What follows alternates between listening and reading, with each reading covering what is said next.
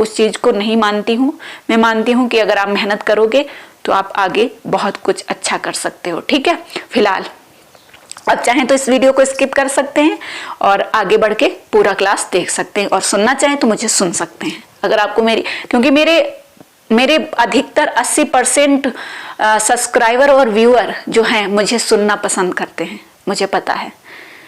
चलिए, फिलहाल पहला प्रश्न हमारे सामने है और डीआई का है। हम डायरेक्ट आपको आंसर बताते चलेंगे, और ये डीआई का आपको पता है हम रिकॉर्डिंग में क्लास देते हैं आपको, नोटबुक पे नोट करके और फिर वहां पे सॉल्व करा के क्वेश्चन प्रोवाइड कराते हैं, जो यहाँ पे संभव नहीं है। तो पहला क्वेश्चन है, वित्त और अनुसंधान तथा विकास विभागों में संयुक्त रूप से स्नातकोत्तर कर्मचारियों की संख्या विपणन विभाग के कर्मचारियों की संख्या से कम है। यहाँ पे आप देखेंगे ये पूरा टेबल दिया गया है, इसी से आपके डीआई के क्वेश्चन बने हैं और यहीं से आपको आंसर देना है। यहाँ पे आप देखेंगे ये कुल कर्मचारी हैं, यहाँ महिलाएं कर्मचारी प्रतिशत है, यहाँ स्नातकोत्तर है, यहाँ स्नातकोत्तर पुरुष कर्मचारी हैं, उनकी संख्या है। ये इनका परसेंटेज दिया है, इनकी संख्या दी है, कुल कर्मचारी हैं। तो इन्हीं के आधार पर हमें निकालना है। इनका आपका परसेंटेज पूछा जा सकता है, इनका एवरेज पूछा जा सकता है, इनका रेशियो पूछा जा सकता है, इनका अंतर पूछा जा सकता है, और यही क्वेश्चन आपके 5 बनते हैं डीआई में। तो हमारा यहाँ पे प्रश्न नंबर 1 का सही जवाब जो होगा वो होगा 260। ठीक है, 260 कैसे होगा इसको हम डीआई क्वेश्चन अलग सॉल्व करेंगे तब देखेंगे। ठीक है, तो आप थोड़ा सा इंतजार करिएगा। फिर हमारा दूसरा प्रश्न है,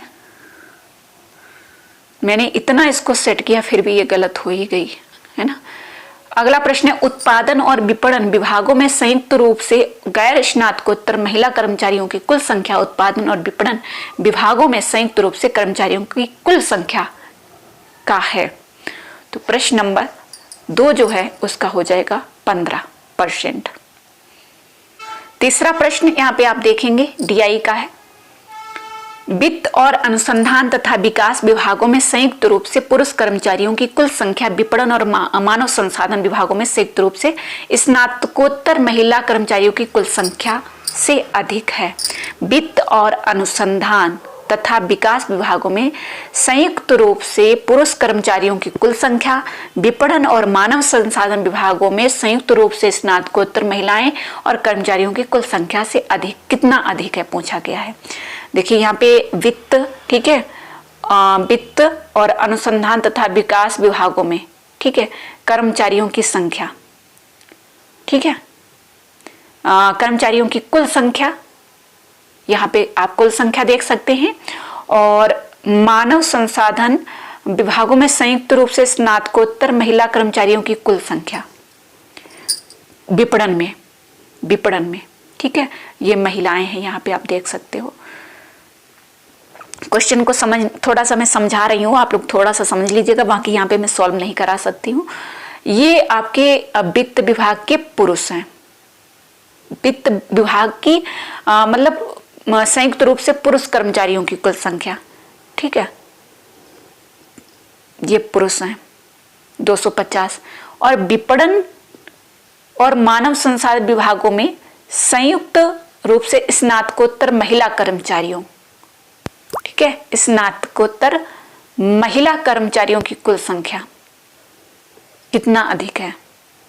ये महिला कर्मचारी हैं, स्नातकोत्तर कर्मचारियों का प्रतिशत है, और ये स्नातकोत्तर पुरुष कर्मचारियों की संख्या है। तो इसमें आपको महिलाएं निकालनी होंगी, ठीक है, इसमें आपको महिलाएं निकालनी होंगी विपणन में, पहले इसमें जो है महिलाएं निकालनी है, ठीक है। ये पूरा 2000 है और ये पूरा 600 है, ठीक है, इसमें ये पुरुष हैं और यहाँ 2000 है, इसमें 60% दिया है, इसमें स्नातकोत्तर महिलाएं भी हो सकती हैं, पुरुष भी हो सकते हैं। तो आपको इसमें से महिला निकालनी है और फिर उनका अंतर बताना है कितना अधिक है। तो हमारा सही जवाब जो प्रश्न नंबर 3 होगा वो होगा 160, ठीक है। प्रश्न नंबर 4 देखिए, प्रश्न नंबर 4 है, उत्पादन, विपणन और मानव संसाधन विभागों के स्नातकोत्तर कर्मचारियों का औसत वित्त विभाग के कर्मचारियों की कुल संख्या से लगभग कितना प्रतिशत अधिक है। स्नातकोत्तर कर्मचारियों का औसत, ठीक है, वित्त विभाग के कर्मचारियों की कुल संख्या से लगभग कितना प्रतिशत अधिक है, ये आपको बताना है। तो यहाँ पे प्रश्न नंबर 4 जो है हमारा, उसका सही जवाब हो जाएगा 4 नंबर 46.67।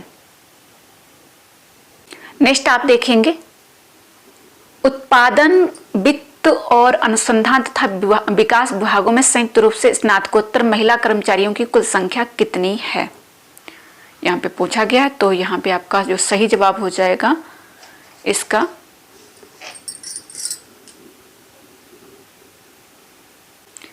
तो यहाँ पे आपका जो है सही जवाब हो जाएगा 800।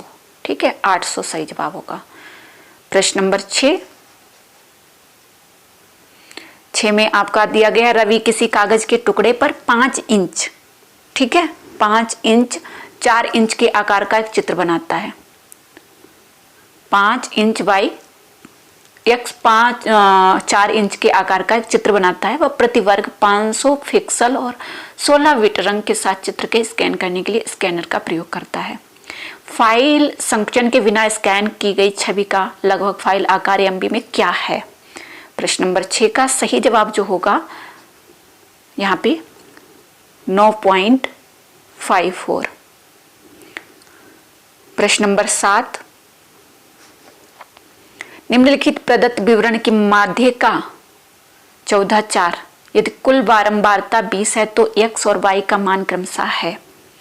तो यहाँ पे आप देखेंगे ये बारंबारता जो है 20 है, ठीक है, और तो x और y का मान क्रमशः क्या होगा। तो यहाँ पे हमारा सही जवाब हो जाएगा 4 और 6।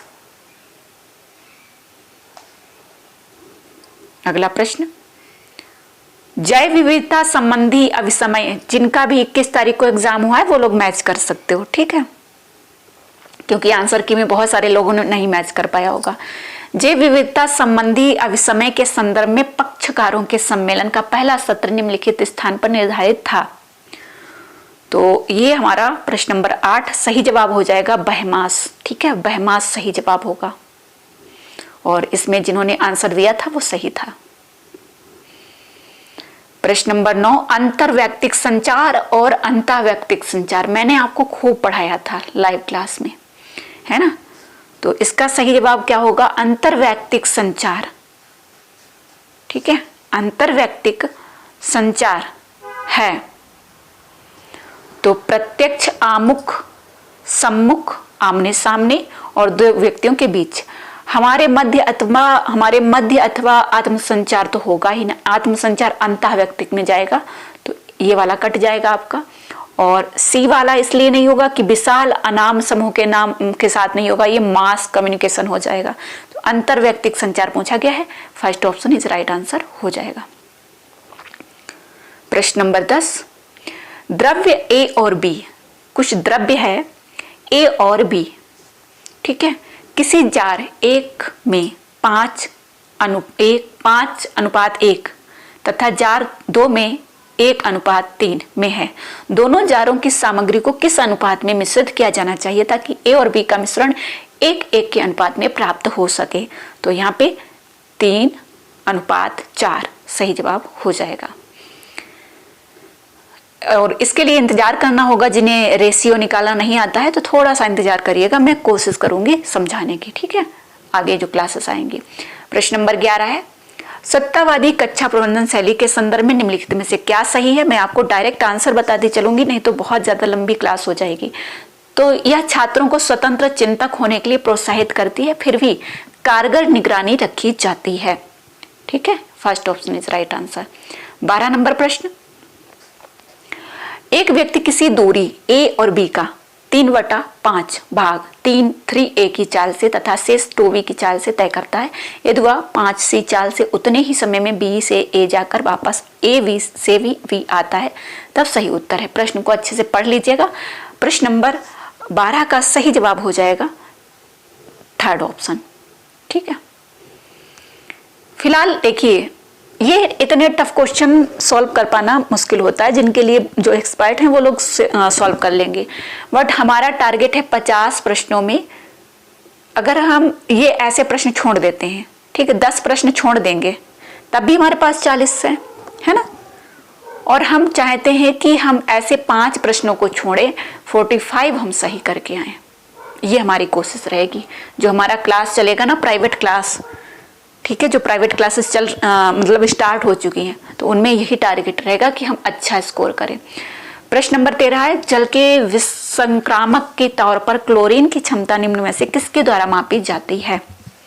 तो प्रश्न नंबर 13, उपलब्ध क्लोरीन के माध्यम से। अगर किसी प्रश्न में आपको डाउट है तो आप कमेंट बॉक्स में बता सकते हैं। हो सकता है मैं क्लास को बना रही हूँ, बाई चांस ऐसा हो जाता है, क्योंकि हम इंसान हैं, गलतियां इंसानों से होती हैं, है ना। तो बाई चांस ऐसा हो जाता है कि हाँ बोल कुछ और है, मतलब लिखा कुछ और है, बोल और कुछ रहे हैं ना। मानकीपरक सिद्धांत, पहले 100% मैं श्योर रहती हूँ कि मैं एक एक आंसर को जो है अच्छे से सिलेक्ट करके बताऊँ, ठीक है, गलत नहीं होना चाहिए। गलती तो बहुत कर ली पहले, अब गलत नहीं करना है। मानकीपरक सिद्धांतों का क्रम है। तो प्रश्न नंबर 14 का सही जवाब थर्ड ऑप्शन होगा, अधिनायकवादी सिद्धांत, इच्छा स्वतंत्रवादी सिद्धांत, और फिर आएगा सामाजिक उत्तरदायित्व सिद्धांत, और फिर सोवियत मीडिया सिद्धांत, ठीक है। C option is right, third option, ठीक है, ऑप्शन राइट। ये हायर एजुकेशन से क्वेश्चन है आपका। निम्नलिखित को उनके स्थापना वर्ष के कालक्रमानुसार व्यवस्थित करना है। और ये मैंने पढ़ाए थे आपको, तक्षशिला, विक्रमशिला, नालंदा, पुष्पगिरी, नवद्वीप, ये सभी पढ़ाए थे, है ना। तो सबसे पहले तो तक्षशिला आएगी, ये तो आपको पता ही होगा, है ना। तक्षशिला सबसे पहले आएगा। तो ए समझ लीजिए ए तो है ही, तो ये आपका काट दीजिए। अब इनमें से आपको आंसर देना है। तक्षशिला के बाद कौन सा आएगा? तक्षशिला के बाद विक्रमशिला नहीं आएगा, पुष्पगिरी आएगा, और पुष्पगिरी के बाद